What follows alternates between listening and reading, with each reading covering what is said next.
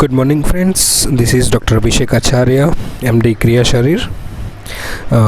आज हम बात करने वाले हैं अपने कंटिन्यूएशन ऑफ लेक्चर ऑन उपधातु यानी कि सेकेंडरी टिश्यूज़। पार्ट 1 हमने ऑलरेडी कंप्लीट कर लिया, जिसमें हमने बेसिक इंट्रोडक्शन ऑफ उपधातु समझाई। देन फर्स्ट उपधातु रस धातु की जो है 2, उसके बारे में हमने बात करी, that is stanya and raja. Okay, आज हम बात करने वाले हैं upadhatu of rakta, okay, that is sira and kandara. तो without wasting any time we directly move forward to the upadhatu. First one is sira. तो कोई भी आप अगर एक्सप्लेनेशन लिखते हो उसमें it's very necessary to write nirukti and if possible vyutpatti. Okay, तो निरुक्ति यानी कि डेफिनेशन, चरक सूत्रस्थान 38 चैप्टर 12 श्लोका शरणात् शिरा। ओके, उन्होंने सिंपल सी एक्सप्लेनेशन दी है, शरणात् शिरा। And the second one is Bhela Sutrasthana, Bhela Samhita Sutrasthana 21 chapter, रुदो रसो निस्सरति तत एव च सर्वतः शिराभिः हृदयं याति तस्मात् रुद् प्रभवम् शिरा। यानी कि शिरा इट्स अ हॉलो स्ट्रक्चर, जहाँ वो जो है वो हृदय से शुरुआत होती है। ओके, और रस का निस्सरण करती है। सरण यानी कि सर्कुलेशन। ओके, शरणात् शिरा यानी कि जहाँ पे सर्कुलेशन होता हो। ओके, तो निस्सरति रसो निस्सरति, हृदय में से निकलने वाला रस जिसमें से जो शरण करता है यानी कि मूव करता है, सर्कुलेट होता है, उसको हम शिरा ऐसा मानेंगे। ओके, तो यहाँ पे थोड़ा सा ध्यान में रखें कि शिरा अगर इंग्लिश में हम उसे ट्रांसलेट करें तो उसको वेन्स नहीं बोलेंगे, ये ध्यान में रखें। इट्स नॉट अ वेन वाला पार्ट। ओके, तो इज इक्वल टू शिरा इज इक्वल टू वेन नहीं बोल सकते।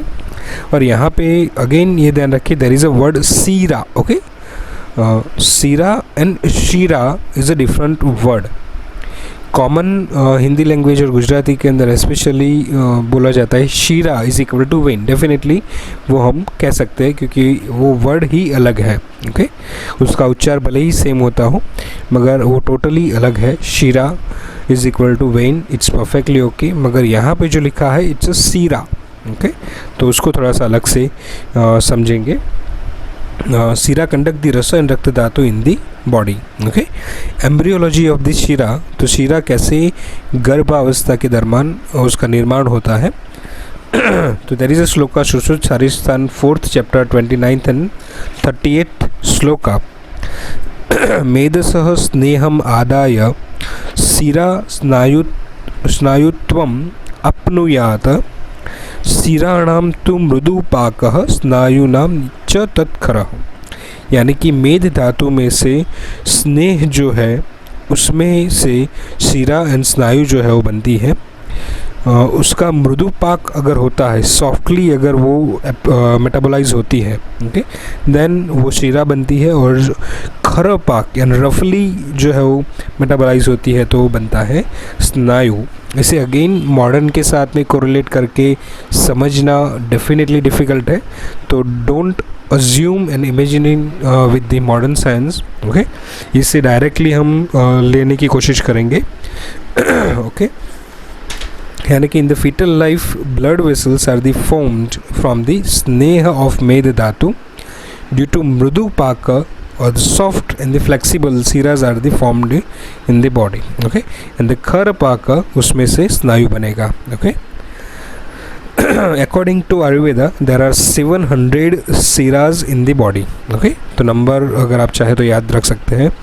Sushruta शारीरस्थान 7th chapter 3rd shloka, सप्त शिरा शतानि भवन्ति। ओके, सप्त शिरा शतानि भवन्ति। सत यानी 100, सप्त यानी 700 शिराज are there in the body.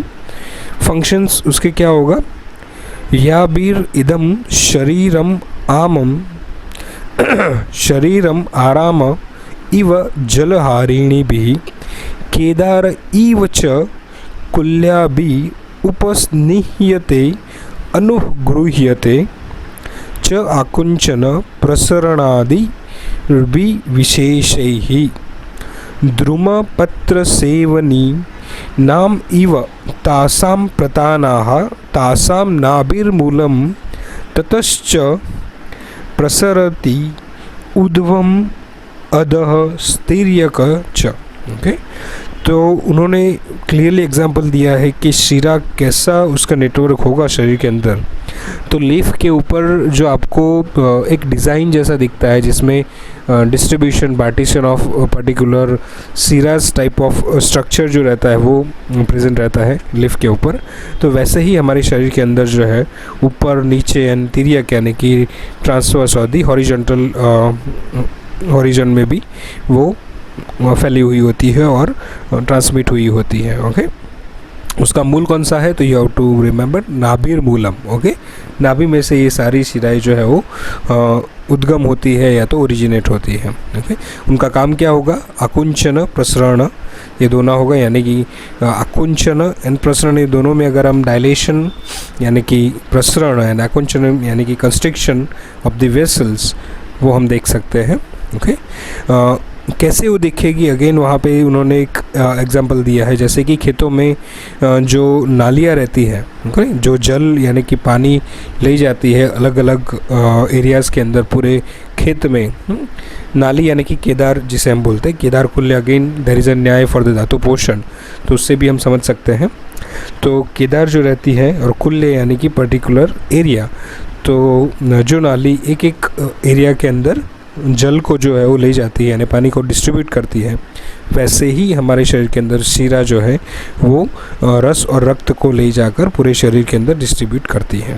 Okay, तो ये बहुत इजीली अंडरस्टैंडिंग वाला जो है पार्ट हमें समझना है, मगर अगेन इससे भी डायरेक्टली हम न देखें। यहाँ पे अगर जैसी बात की गई है वैसे अगर हम कोरिलेट करना चाहें तो we can correlate with the artery, क्योंकि एक तो ओरिजिन फ्रॉम द हृदय यानी कि हृदय से ओरिजिनेट होती है, वैसा अगर उन्होंने आगे बोला है तो डेफिनेटली वी कैन से दी कि वहाँ से ओरिजिन जो भी होता है हार्ट से वो आर्टरी होगी और वो भी हृदय से लेकर पूरे शरीर के अंदर डिस्ट्रीब्यूट होती है। तो again artery is the common word समझने के लिए।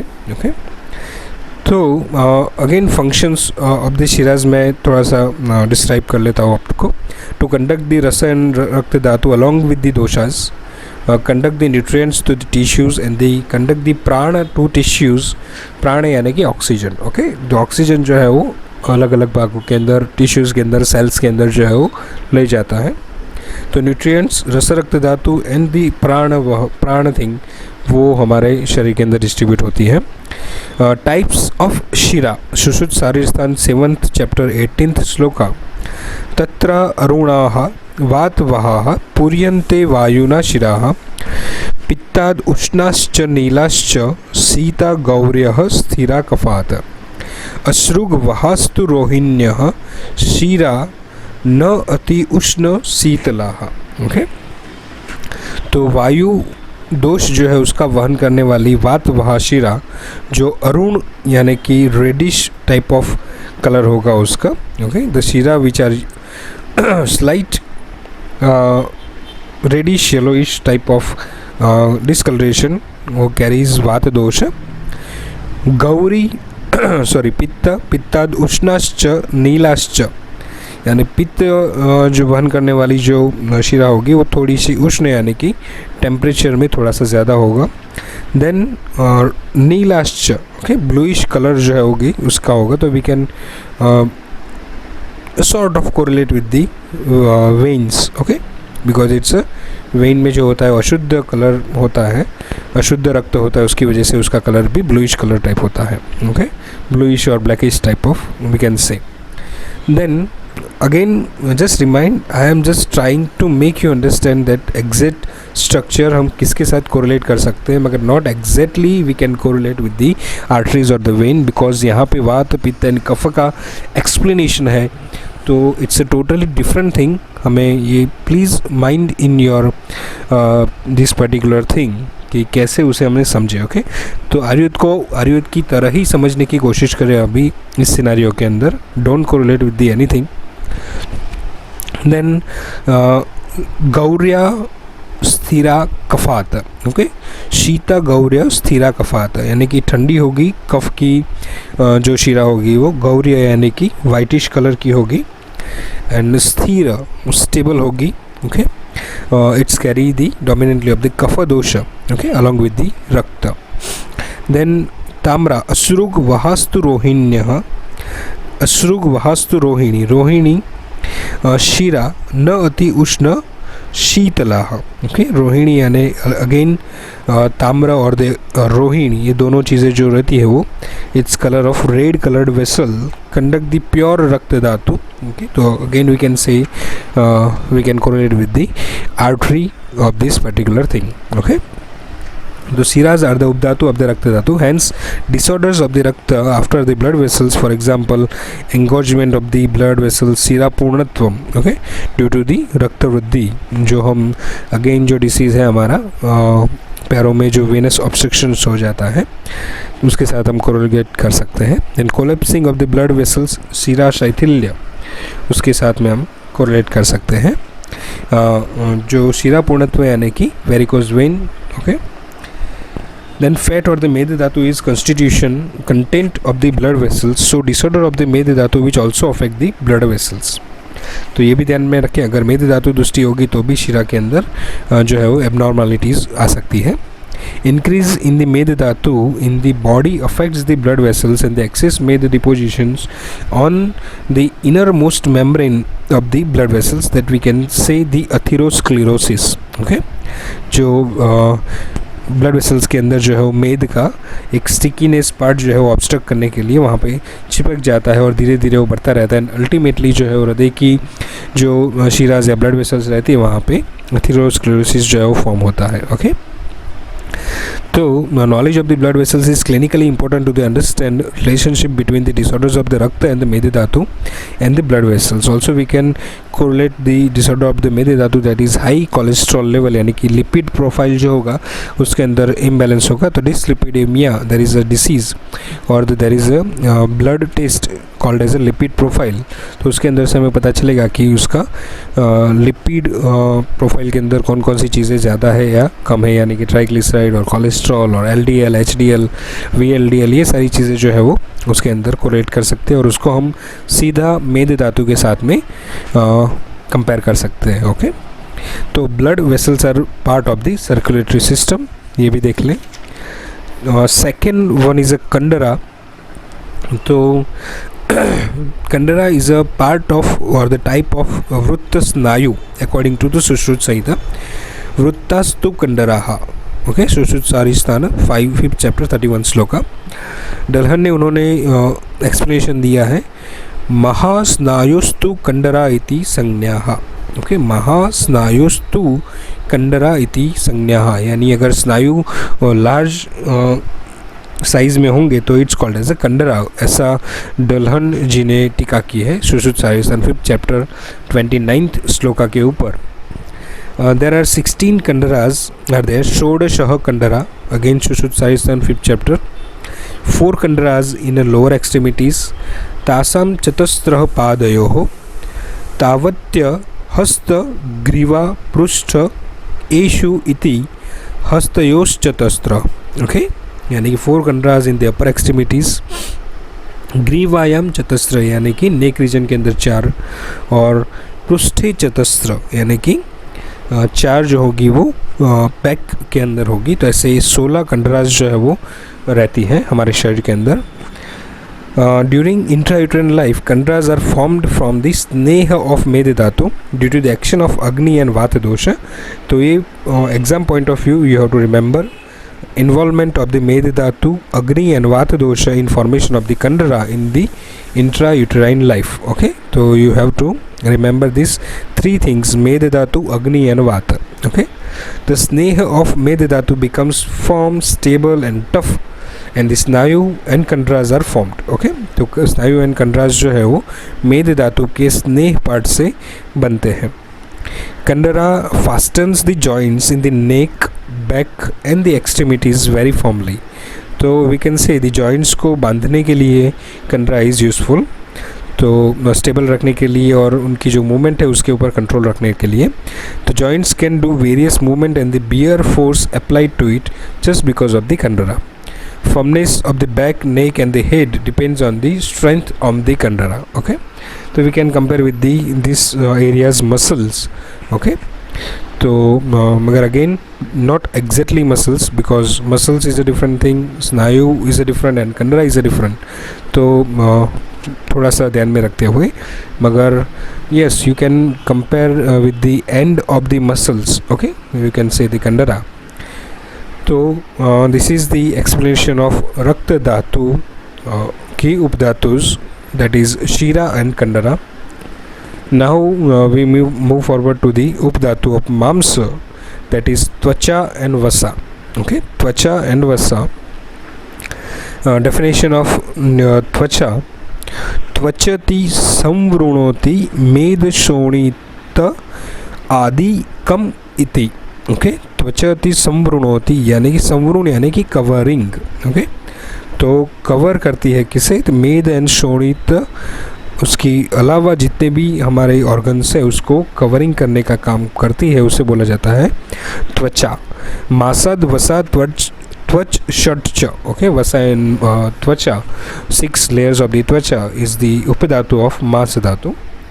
सिनोनिम्स उसके: त्वक, चर्म, वल्क, वल्कल, स्पर्शन, चांदनी are the synonym of the skin. Okay, और द त्वचा. तो ये अगेन सिनोनिम्स आपको याद रहने चाहिए, बेसिक सिनोनिम्स है. Embryological development of the tvacha, Sushruta Sharirasthana 4th chapter 4th shloka. तस्य खलु एवं प्रवृतस्य शुक्रशोणितस्य अभिपच्यमानस्य क्षीरस्येव संतानिकाः सप्तत्वचो भवन्ति. Now there is a little confusion arises over here. Okay, यहाँ पे आप देख सकते हो there is a shloka in definition of the मासाद वसा त्वच षट्च, और यहाँ पे सप्तत्वचो भवन्ति वो लिखा है. तो you have to see there is a 2 different thing. एक जो श्लोक है वो चरक संहिता में लिखा हुआ है, चरक संहिता मीमांसा 15th chapter 17th श्लोका, मासाद वसा त्वच षट्च. एंड सुश्रुत शारीर स्थान के अंदर देयर इज वो लिखा हुआ है सप्तत्वचो भवन्ति. तो ये अकॉर्डिंग टू आचार्याज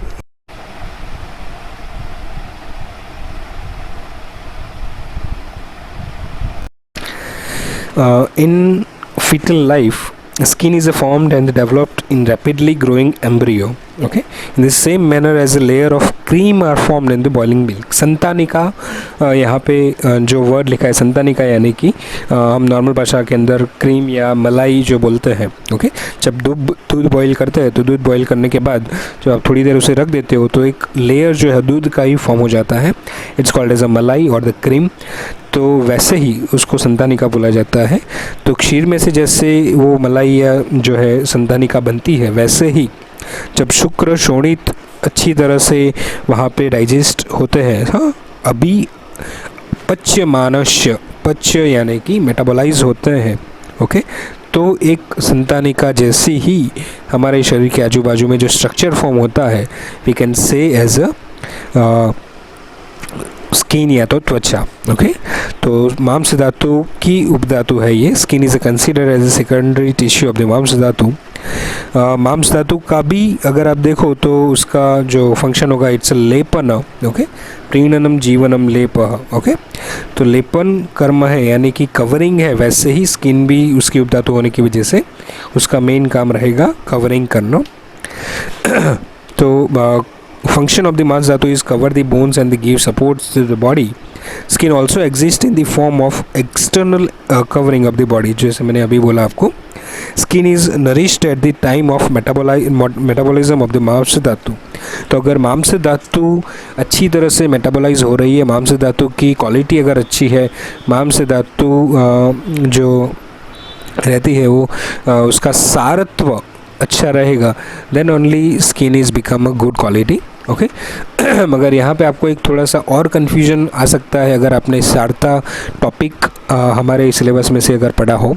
तो रस धातु की सारता को त्वक सारता बोला गया है। ओके, तो यहाँ पे भी ये दोनों चीज़ें ध्यान में रखें कि रस and mamsa dhatu at the clinical time, अगर आप क्लिनिकली एग्जामिन करने वाले हो पेशेंट को, या क्लिनिकली कोई भी डिसीज़ है रिलेटेड टू त्वक, तो आपको ये दोनों धातु ध्यान में रखते हुए काम करना है। ओके, क्योंकि रस धातु का रिफ्लेक्शन भी त्वक है। अगर रस धातु अच्छी तरह से बन रही होगी, उसकी सारता बहुत अच्छी होगी, तो त्वक का रिफ्लेक्शन जो होगा वो काफ़ी बढ़िया होगा। और सेम एज मांस धातु की उपधातु है, तो मांस धातु अगर फॉर्मेशन उसका अच्छा होगा तो भी उसका जो क्वालिटी है त्वचा का वो अच्छा होगा। तो अगर कोई भी disease related to skin disorders अगर आता है, तो you have to mention this, और तो you have to mind this two dhatus, rasa dhatu and mamsa dhatu at the time of diagnosis. Okay, आपको देखना है कि कौन सी धातु में ज़्यादा दुष्टि हुई है एंड कौन सा दोष जो है वो ज़्यादा दुष्टि कर रहा है। दोष दुष्य चमूर्षण कौन सा हो रहा है, दोष यानी वात पित्त कफ एंड दुष्य यानी सप्त धातु एंड मल। तो इसमें से कौन सी चीज़ को रिलेट करती है जब आप डायग्नोसिस कर रहे हो, then only you get the exact prognosis and the treatment level idea. Okay, तो नेक्स्ट अभी हम आगे देखेंगे, there is a relation with the skin with the doshas dhatus and malas. Okay, तो स्किन एक तो लार्जेस्ट सेंस ऑर्गन है। ओके, त्वकेंद्रिय हम बोलते हैं, तो उसको एक सेंस ऑर्गन के अंदर भी गिना है। सीट ऑफ द वात दोष भी बोला गया है, सीट ऑफ द प्राजक पित्त। ओके, जो उसका कॉम्प्लेक्शन होता है वो प्राजक पित्त के थ्रू होता है। And radiating glowing skin indicates the proper functioning of the रक्त धातु एंड ऑल्सो रस धातु। ओके, अगर उत्तम रस सारता है तो उसकी स्किन जो कि वो डेलिकेट एंड ब्यूटीफुल होगी। त्वकसारम रससारम, ये भी आप एक्सप्लेनेशन कर सकते हो जब भी अगर आप वाइवा में पूछा जाता है आपको। सुश्रुत सूत्रस्थान 35 चैप्टर 16th श्लोका, जिसके अंदर दलहन जी ने ये टीका की है, त्वकसारम रससारम। ओके, और उसी चैप्टर के अंदर 16th श्लोका, सुप्रसन्नम मृदु त्वक रोमाणम त्वक सारम विद्यात। ओके, तो यहाँ पे भी उन्होंने त्वक सार के अंदर रस का इन्वॉल्वमेंट लिखा है। Waste product of the majja dhatu is excreted through the skin. Okay, and the keeps skin unctuous, यानी कि स्नेह पार्ट जो है वो मज्जा धातु के वेस्ट यानी कि मल से जो है वो आता है। Healthy skin is the mirror of the balanced doshas. Okay, and dhatus and the malas. तो फंक्शन ऑफ द स्किन तो बेसिक आपको आइडिया होना चाहिए, और एग्जामिनेशन में भी अगर पूछा जाए त्वक उपधातु तो you have to mention all these things. Okay, तो conduction of the touch first thing, because वो सेंसरी ऑर्गन है, और उसमें कंडक्शन में कैसे हेल्प करेगा, तो वायु दोष and all you have to write down. मैं डिटेल में नहीं जा रहा हूँ अभी। Maintenance of the complexion of skin, you have to write down about Brajak Pitta, melanin and all these things. Okay, then मज्जा धातु, स्नेह गुण, रुक्ष गुण, उसका जो है वो आपको चेंजेस करना है। अगेन अरुण जो वर्ण है वो वात का है, देन पीत वर्ण इज और द नील वर्ण इज अबाउट टू दी पित्त, एंड द कफ इज अ वाइट यानी कि श्वेत वर्ण या तो गौर वर्ण। तो ऐसे भी स्किन कॉम्प्लेक्शन जो है according to dosha and according to prakriti वो चेंज होती है। You can write in that. Then लेपन कर्म। ओके, तो skin protects the whole body. Then udar dharakala, which is the superficial layer of the skin, stores water and the protect body from the dehydration. तो जो कोई भी reference आपको अगर you have to read more about this, तो आप जब संहिताएं पढ़ते हो तो यहाँ पे आपको अलग अलग रेफरेंसेस अलग अलग जगह से मिलेंगे। तो you have to compile that all the things and write in the exam. Okay, तो एक ही चीज़ पकड़ के नहीं बैठना है, सिर्फ उपधातु एंड मांस, then you just explain about this two things and it's over. It's not like that. So at the time of explanation you have to compile this all the things and have to relate, जितनी भी आपको knowledge है have to relate with the one topic to the another different topics. okay, तो आपको जो impression है examination के सामने, एग्जामिनर के सामने जो वो बहुत ही अच्छी रहेगी। तो ये ध्यान में रखते हुए just see this. Okay, now we forwarding to the layers of the skin according to Charaka. Okay, शरीरे षट त्वचा। ओके, यहाँ पे उन्होंने क्लियरली षट त्वचा यानी कि 6 लेयर जो है वो बोला है। तद्यथा उदक दरा त्वग बाह्याया, यानी कि जो उदक दरा कला है वो बाह्य यानी एक्सटर्नल यानी कि फर्स्ट लेयर है। हम अगर बाह्य से अंदर की ओर जाने की कोशिश करें तो फर्स्ट लेयर इज़ उदक उदगधरा करा। द्वितीया तु अश्रुगधरा, ओके, दूसरा लेयर अश्रुगधरा। तृतीया तु सिद्म कीलास संभव अधिष्ठान, ओके। आप सेकेंड ईयर थर्ड ईयर में अगर जाओगे तो भी ये आपको, और अगेन आई थिंक एनाटॉमी में भी ये आपको याद रखना पड़ेगा कि अलग अलग जो लेयर है उसके अंदर कौन कौन से डिसीज़ जो है वो होते हैं, और डिफरेंट आचार्यज में ये डिसीज़ भी जो है वो चेंज होते हैं। तो you have to see this both the difference between the disease in the layer of the skin, okay.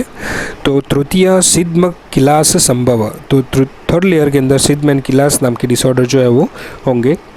चतुर्थी दद्रु कुष्ठ संभव अधिष्ठान, फोर्थ लेयर के अंदर दद्रु एंड कुष्ठ जो है वो डिसीज़ हो सकते हैं। दद्रु यानी इचिंग, और द दादर जो नॉर्मल भाषा में बोलते हैं, दाद खज खुजली जो कॉमनली जो एडवर्टाइज में हमें सुनाई देता है। इट्स अ फोर्थ लेयर अधिष्ठान। फिफ्थ लेयर अधिष्ठान जिसके अंदर अलर्जी विद्रदी जो है वो हो सकता है। एंड षष्ठी तो यश्याम छिन्नायाम ताम्यति अंध इव च तमः प्रविशति याम च अपि अधिष्ठायम अरुंशिम जायन्ते पर्वसु कृष्ण रक्तानि स्थूल मूलानि दुष्चिकित्सयमानि, ओके। तो यहाँ पे अगर ये लेयर जो है वो ट्रॉमेटाइज और तो इंसाइज्ड होता है तो मे person get giddiness and become unconscious, okay. This layer is also seat of a glandular growth that is arunshika, okay, जो जनरली पर्वसु कृष्ण रक्तानि, पर्व यानी कि जॉइंट्स के मूल तक वो जा सकता है। एंड कृष्ण रक्तानि की ब्लैकिश एंड रेडिश कलर उसका जो है वो रहेगा अनुंशिका। तो इट्स द अधिष्ठान ऑफ सिक्स्थ लेयर, ओके। तो यहाँ पे अश्रुगधरा कलर, वहाँ पे अगर हम थोड़ा सा एक्सप्लेन करें तो सेकंड लेयर जो है वो अश्रुगधरा यानी कि ब्लड सप्लाई जहाँ पे हो रहा हो, okay. Then remaining 4 layers are the side of the many diseases are there, okay. Same as अभी थोड़ा सा सुश्रुत के बारे में एक्सप्लेन कर देते हैं, तो अगर किसी को भी थोड़ा सा कन्फ्यूजन हो तो आप वो देख सकते हैं, मगर definitely you have to behead this all different diseases in different layer, okay. तासम प्रथमा अवभासिनी, यहाँ पे Sushruta शारीस्थान 4th chapter 4th shloka के अंदर उन्होंने हर एक जो है लेयर का नाम एडमिट किया है। तासम प्रथमा अवभासिनी नाम या सर्वान वर्णान अवभासयति पंचविधाम च छाया प्रकाशयति, यानी कि जो स्किन कॉम्प्लेक्शन स्किन कलर जो है वो यहाँ से एडमिट होता है प्रथम, इसीलिए अवभासन यानी कि दिखना, okay. You can see that thing, इसीलिए इसे अवभासिनी कहा जाता है। तो पंच छाया जो है एक्सप्लेनेशन है हमारे शास्त्रों के अंदर वो, और कलर कॉम्प्लेक्शन जो है वो प्रथमा अवभासिनी से वो एग्जीक्यूट होता है। सा व्रीहे अष्टादश भाग प्रमाणा, ओके। तो व्रीहि यानी कि जो ग्रेन है, ओके, जिसे हम जौ कह सकते हैं, ओके। तो व्रीहि धान्य का 1/18 भाग जो है उसकी साइज़ होगी, जिसके अंदर डिसीज़ हो सकते हैं सिद्म पद्म कंटक अधिष्ठान, ओके। अगर आप वहाँ पे देखो चरक के अंदर तो सिद्म जो है वो 3rd लेयर के अंदर बोला गया और यहाँ पे 1st लेयर के अंदर बोला गया है। द्वितीया लोहिता नाम है षोडश भाग प्रमाण 1/16 जो लेयर की साइज़ होगी ऑफ द व्रीहि।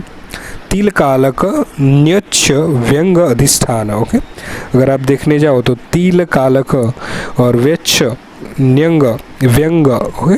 तो ऐसे डिसीज़ जो है वो वहाँ पे हो सकते हैं सेकेंड लेयर के अंदर। तृतीया श्वेता नाम 12 भाग 1/12 प्रमाण है व्रीहि का, जहाँ पे डिसीज़ होंगे चर्मदल अजगल्ली का मशक अधिष्ठान। चतुर्थी ताम्रा नाम 8 भाग यानी कि 1/8 भाग ताम्रा क्या होगा, श्वेता का 1/12 भाग जिसमें चर्मदल अजगल्ली का मशक ऐसे डिसीज़ होंगे। चतुर्थी में ताम्रा के अंदर विविध विलास कुष्ठ अधिष्ठान, ओके। यहाँ पे भी कुष्ठ जो है वो चतुर्थ लेयर में यानी कि 4th लेयर में बोला गया है चरक में भी। देन पंचमी वेदिनी नाम 5 भाग प्रमाण 1/5 उसकी साइज़ होगी ऑफ द व्रीहि। देन कुष्ठ विसर्प अधिष्ठान, अगेन यहाँ पे कुष्ठ एंड विसर्प जो है वो एक्सप्लेन किया गया है, यानी कि चतुर्थ एंड फिफ्थ दोनों के अंदर कुष्ठ जो है वो एक्सप्लेन होता है। देन षष्टिनी रोहिणी नाम व्रीहि प्रमाण, एक व्रीहि जितना उसका साइज होगा।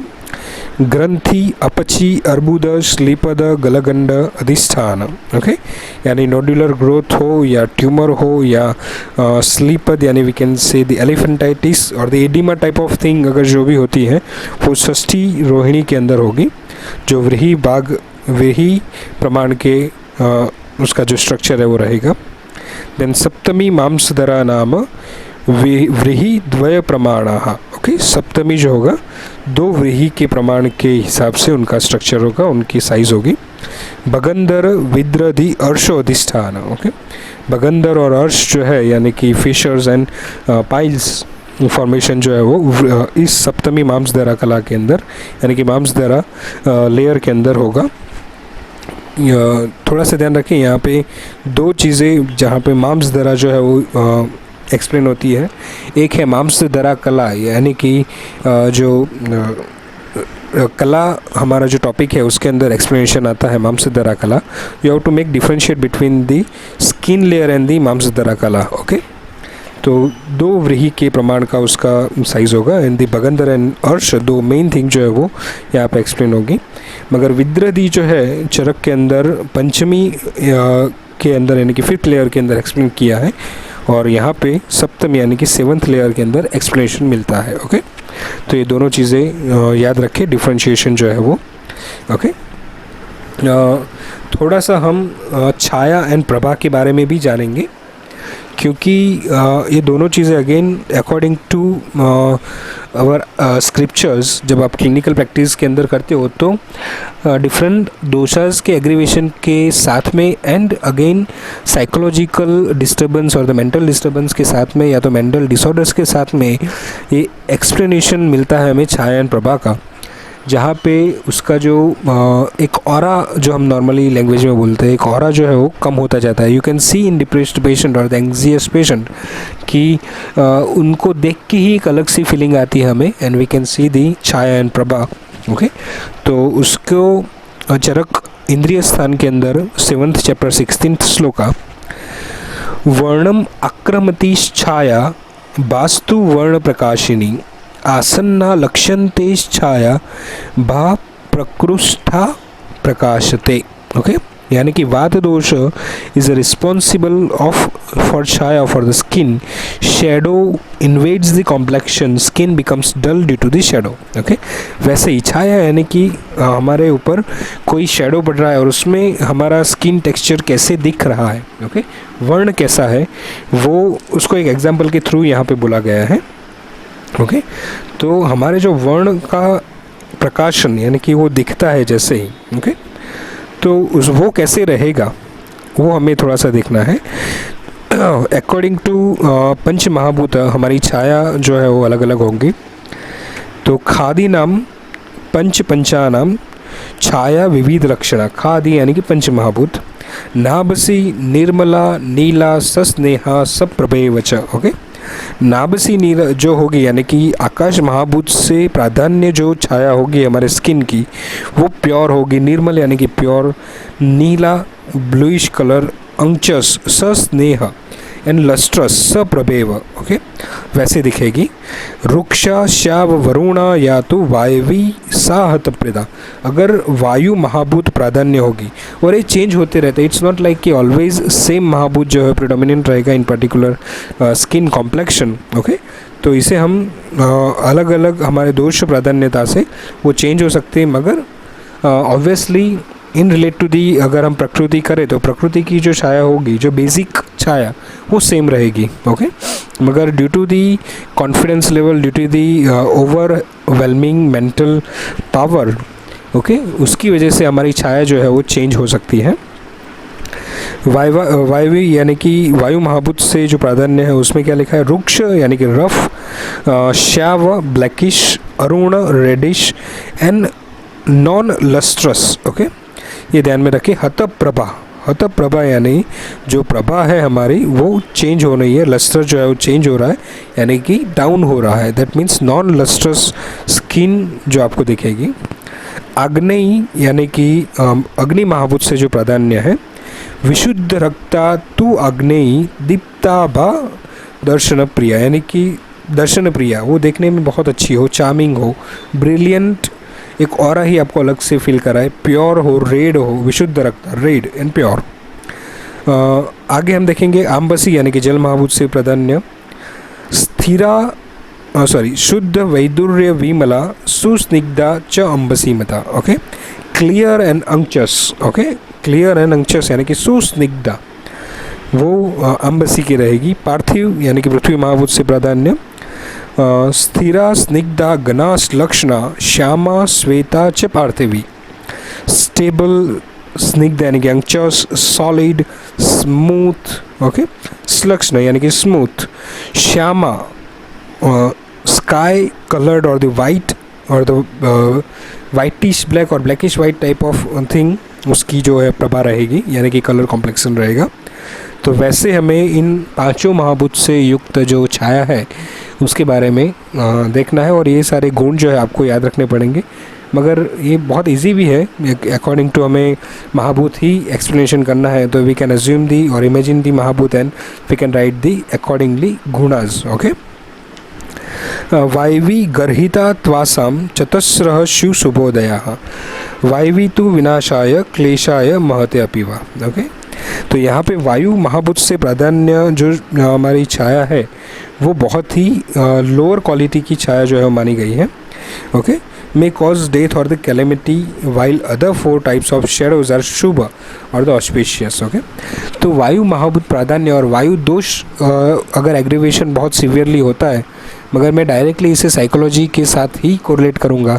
जब मन के अंदर वायु महाभूत और दी रज गुण जो है वो एक्सट्रीमली एग्रीवेट हो जाता है, देन वी कैन से जो हमारा एक्सेस डिप्रेसिव पर्सन अगर आप हो, उसे अगर आप देख पाओ, तो ये जो रिफ्लेक्शन है वायु महाभूत का वो आपको डेफिनेटली देखने को मिलेगा। हाँ, तो इसे अगेन साइकोलॉजी के साथ में सीधा कनेक्ट करना बहुत ज़रूरी है, क्योंकि उसके थ्रू ही हमारे स्किन के महाभूत जो है, नॉट एग्जैक्टली और स्ट्रक्चरली महाभूत की मैं बात कर रहा हूँ, छाया यानी एक्सटर्नल थिंग, स्किन के बाहर की चीज़ें जो है वो चेंज होती है, और then ultimately we can show the different type of lustreness, non lustreness, roughness, स्निग्धा एंड एटसेट्रा।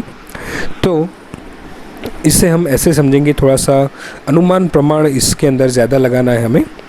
देन प्रभा यानी कि लस्टर शोज प्रिडोमिनेंस ऑफ तेज महाभूत। ओके, तेज महाभूत यानी कि अग्नि महाभूत का प्राधान्य जो है वो प्रभा के अंदर रहता है। तो जिसके अंदर तेज महाभूत अच्छा होगा, यानी कि whole body is properly metabolise होगा, तो डेफिनेटली उसका तेज महाभूत अच्छा होगा। तो और उसका लस्टर के साथ में सीधा संबंध है, मेटाबॉलिज्म के साथ में। तो चरक चिकित्सा इंद्रिय स्थान 7 chapter 14th and 15th shloka स्यात् तेजसी प्रभा सर्वा सातु सप्तविधा स्मृता। ओके, तो बेस और द कॉमन महाभूत है वो तेज महाभूत है, मगर फिर भी इसकी 7 टाइप्स और 7 जो है वो डिफरेंट टाइप्स निकाले गए हैं। दैट इज़ रक्ता, पीता, सीता, श्यावा, हरिता, पांडुरा, असीता, तासाम या शुर्विकासिन्य, स्निग्धाश्च विपुलाश्च या ता शुभा रुक्ष मलिना, संक्षिप्ताश्च शुभोदया। तो यहाँ पे जो है 7 टाइप्स, रक्ता यानी कि रेडिश, पीता येलोइशनेस, सीता यानी वाइटिश, श्यावा यानी ब्लैकिश वाइट, हरिता यानी ग्रीनिश, पांडुरा यानी येलोइशनेस अगेन और yellowish reddish we can say, असीता यानी ब्लैकिश। ओके, तो ऐसे जो है वो 5 उनका चीज़ें जो है वो बोली गई है प्रभा की।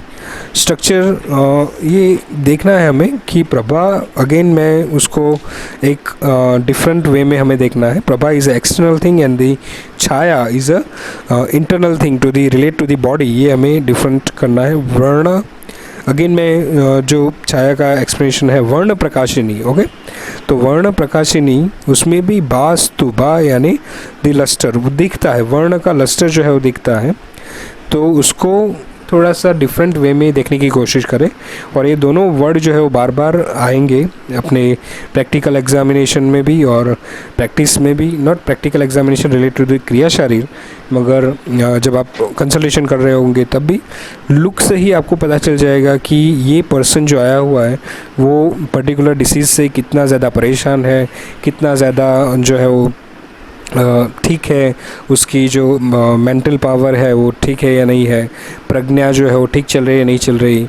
लुक से ही आपको काफ़ी कुछ एक्सप्लेनेशन जो है वो दर्शन परीक्षा से आपको मिल जाएगा। ओके, मगर तभी मिलेगा जब आप ये छाया एंड प्रभा वाला कॉन्सेप्ट आपके मन के अंदर क्लियर होगा। ओके, तो एंड दी सेकेंड हम अभी आगे जाएंगे, डेफिनेशन ऑफ वसा यानी कि सेकेंड उपधातु ऑफ मांस धातु। ओके, शुद्ध मांसस्य यह स्नेह सा वसा परिकीर्तिता। ओके, यानी कि जो शुद्ध मांस से बना होगा, उसके स्नेह से बना होगा, उसे वसा कहते हैं। सुश्रुत सारिस्थान 4 चैप्टर 13 श्लोका, चरक चिकित्सास्थान 15/7 मासाद वसात्वत षट्च, सुश्रुत सारिस्थान 4/13 शुद्ध मांसस्य यह स्नेह सा वसा परिकीर्तिता वसति शरीरे विशेषतः मांसे इति वसा। जो वसति यानी कि रहना, ओके, जो एक पर्टिकुलर कर्म के साथ में शरीर के अंदर जो रहती है इसे वसा कहते हैं। आच्छादयति शरीरम मांसम उदरादिकम इति वसा। ओके, आच्छादय मीन्स अगेन लेपन करना या कवर करना चीज़ को, तो किससे, which floats on the water. Okay, उदरादिकम इति वसा, यानी कि जो पानी के ऊपर फ्लोट करता है। ओके, वैसे ही बॉइलिंग जस्ट लाइक कि वसा is the muscle fat which can be obtain by the boiling the muscle tissue in the water and fat which floats on the water is called as a वसा। Okay, तो जो muscles के अंदर fat deposition रहता है उसको हम वसा के साथ में कोरिलेट कर सकते हैं। According to Ayurveda, ghee, oil, वसा एंड दी मज्जा आर दी महास्नेहास। ऑलिएशन थेरापी के अंदर जो सब्सटेंस यूज होते हैं, घी, ऑयल, वसा एंड मज्जा, okay, which can B synonym of each other but also which one, मेद, वपा and vasa. Okay, we can सी वपा वहन, ऐसा भी एक वर्ड आएगा, मेद एंड वसा synonym of each other, but they are the different substance.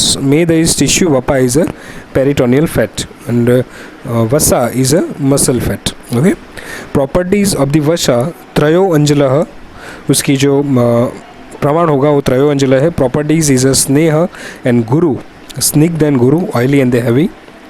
Function क्या होगा, तो वसा means the muscle fat which provide the strength of the मांस धातु, यानी कि friction in between the muscle fibre जो होगा उसको प्रिवेंट करने या उसको मसल टियर एंड डैमेज होने में उसको प्रिवेंट करने के लिए ये वसा का महत्व है। Due to the constant movement of the मांस धातु वसा वे मे बिकम ड्राई एंड वात दोष मे इंक्रीजेस। ओके, ऑयली वसा facilitate the function of the मांस धातु। ओके, तो ऑयलीनेस एंड दी गुरुनेस, ये दोनों चीज़ें जो है वो यूज़ होती है। और ये वसा जो है स्नेहपान में भी इस्तेमाल की जाती है, एंशियंट के अंदर की जाती होगी। अभी के सिनेरियो में बहुत एक कम मामलों के अंदर वसा का इनटेक जो है वो स्नेहपान के तौर पे करा जाता है, दो इट इज़ अ महास्नेह। ओके, तो इसके अंदर घी, ऑयल यानी कि घृत, तैल, वसा, मज्जा, ये चार चीज़ जो है वो स्नेहपान में या महास्नेह जो है वो कहा जाता है। मगर डिटेल में जब आप पंचकर्म पढ़ोगे 4th ईयर में तो ज़्यादा आपको पता चलेगा। तो this is for today, this is all for today. I am doctor Abhishek Acharya, MD Ayurveda, क्रिया शरीर। आज हमने बात करी रक्त एंड मांस की उपधातु के बारे में। आई होप आपको अंडरस्टैंड की होगी, समझ में आया होगा। तो thank you so much for the calm listening. This is and we move for the part 3 in the next lecture, updhatu of Meda and remaining updhatus. Okay, तो यहाँ पे हम विराम लेंगे। Thank you so much for the calm hearing. This is Dr. Abhishek Acharya. Please subscribe my channel Vedic Ayu Production, and the next one please share these lectures to your colleagues. Thank you so much. Have a nice day. Best of luck.